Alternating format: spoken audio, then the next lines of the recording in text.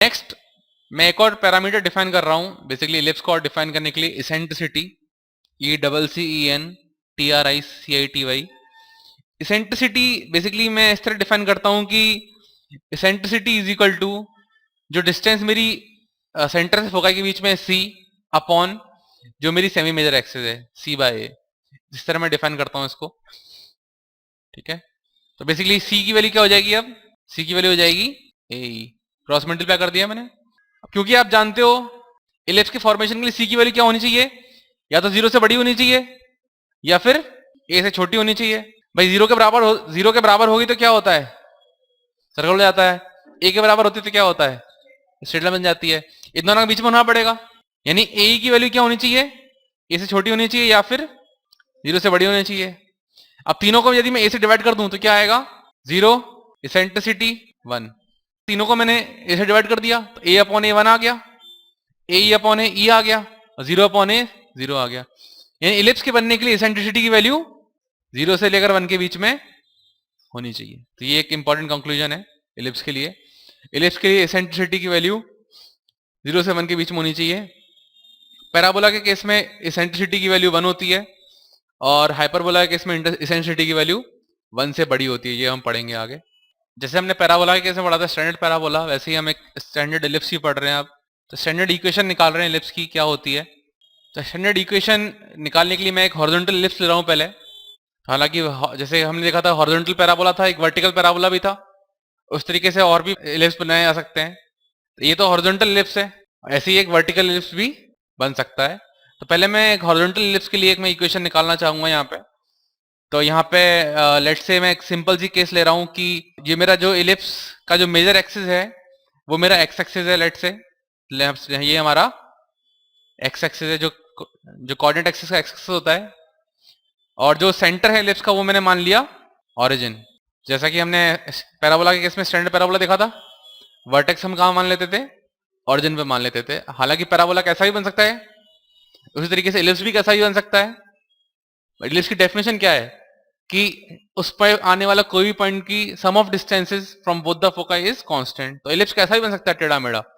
But standard ellipse हम ऐसा पढ़ रहे हैं जिसका कि मेजर एक्सिस एक्स एक्सिस है, माइनर एक्सिस वाई एक्सिस है और सेंटर ओरिजिन है। ठीक है, और यहाँ पे लेट से ये ए है, ये पॉइंट ये बी है, तो ए बी क्या हो गया, लेंथ ऑफ मेजर एक्सिस, और ये पॉइंट सी लेट से सी है, ये पॉइंट डी है, सी डी हो गया लेंथ ऑफ माइनर एक्सिस। और एक फोकाई ले रहे हैं यहाँ पे। फोकाई बेसिकली फोकाई के कोऑर्डिनेट्स हमने मान लिए हैं यहाँ पे, ये लेट से F1 है, ये F2 है, या फिर इसको जनरली F2 लेता हूं मैं, ये F2 है, ये F1 है।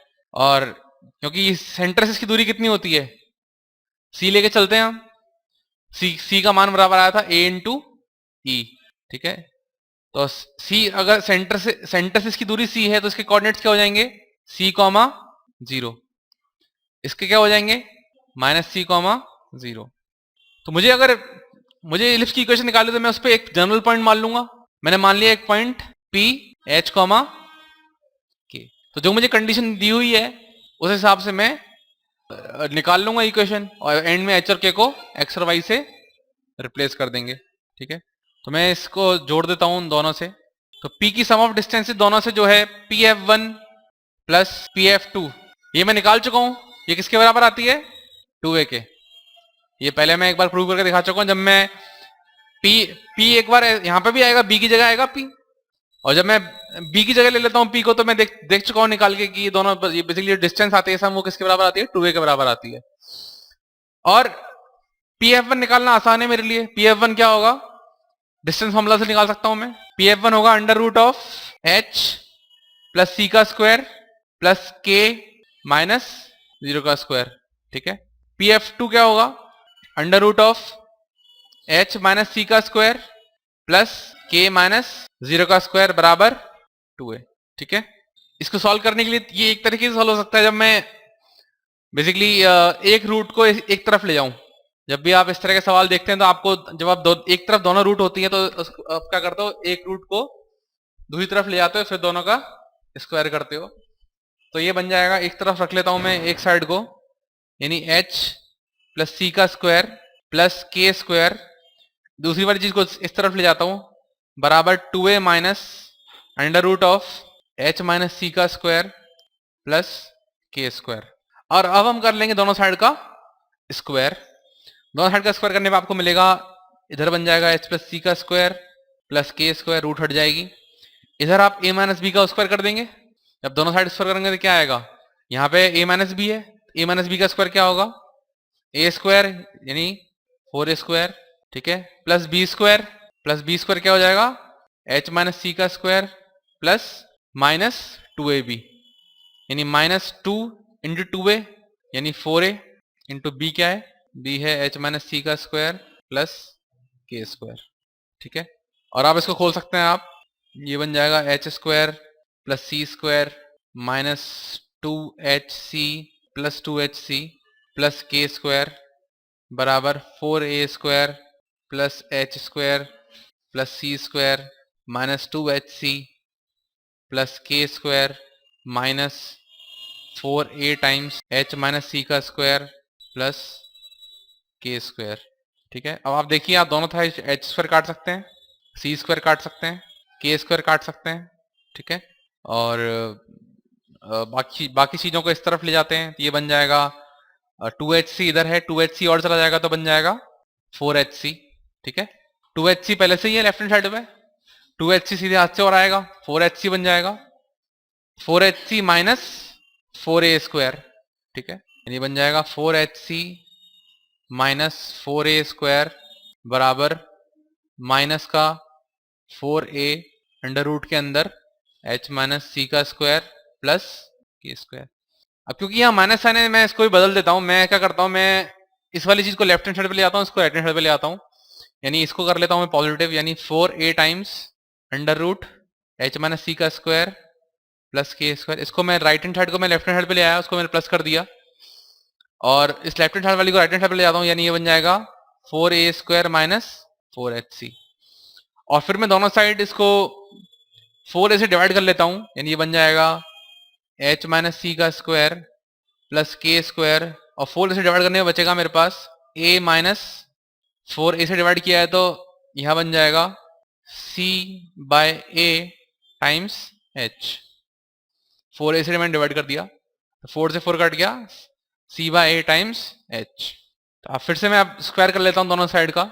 स्क्वायर करने में बचेगा मेरे पास h माइनस सी का स्क्वायर प्लस के स्क्वायर, और यहाँ स्क्वायर करने पर आएगा मेरे पास a square plus C square upon a square into h square minus 2ab। 2ab करूंगा तो क्या आएगा, माइनस 2 टाइम्स ab करूंगा तो a कट जाएगा, 2 टाइम्स सी एच। इसको भी खोल लेता हूं मैं, ये बन जाएगा h square plus C square minus 2 times C H plus K square बराबर a square plus C square H square upon A square minus 2ch। 2ch से 2ch काट सकते हो आप अब, ठीक है। इसको और सिंप्लीफाई करते हैं अब, जिससे हम इलिप्स की स्टैंडर्ड इक्वेशन तक पहुंचे।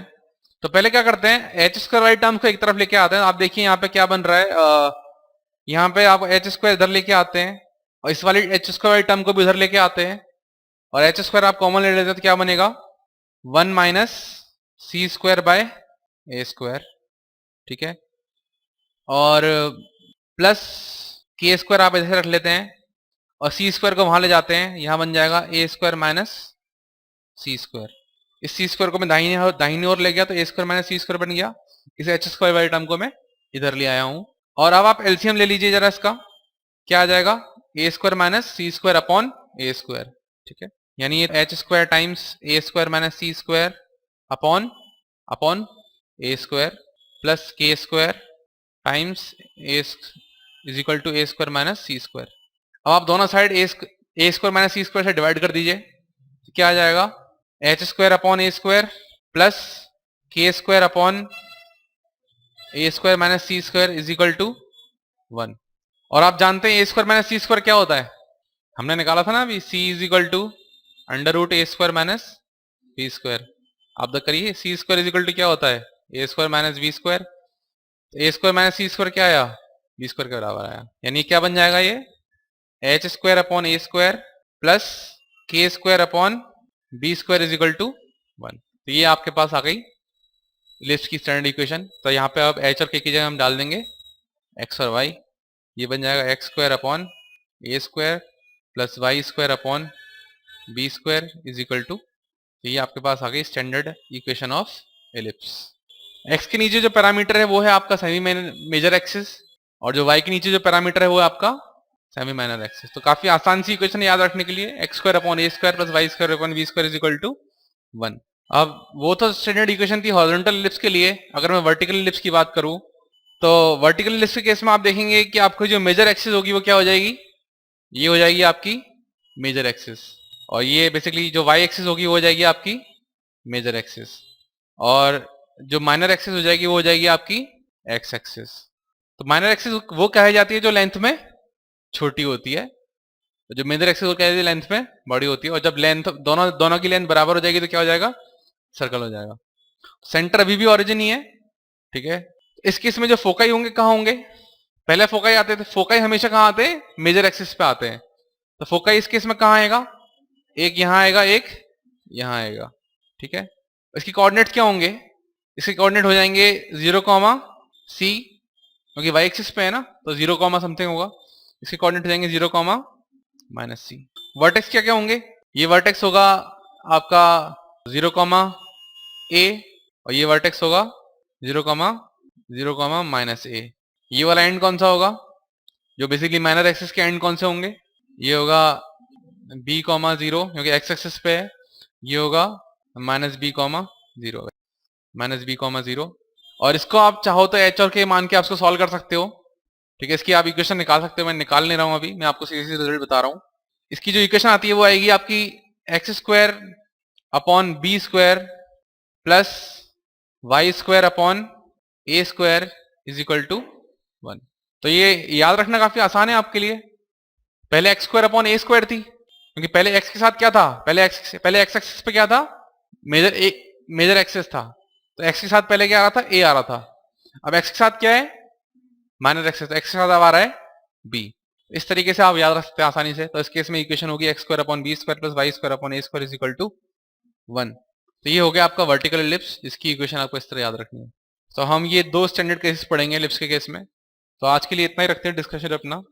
अगली क्लास में हम लोग कुछ और बेसिकली इंटरप्रिटेशन देखेंगे एलिप्स के केस में, और कुछ सवाल करेंगे। Thank you.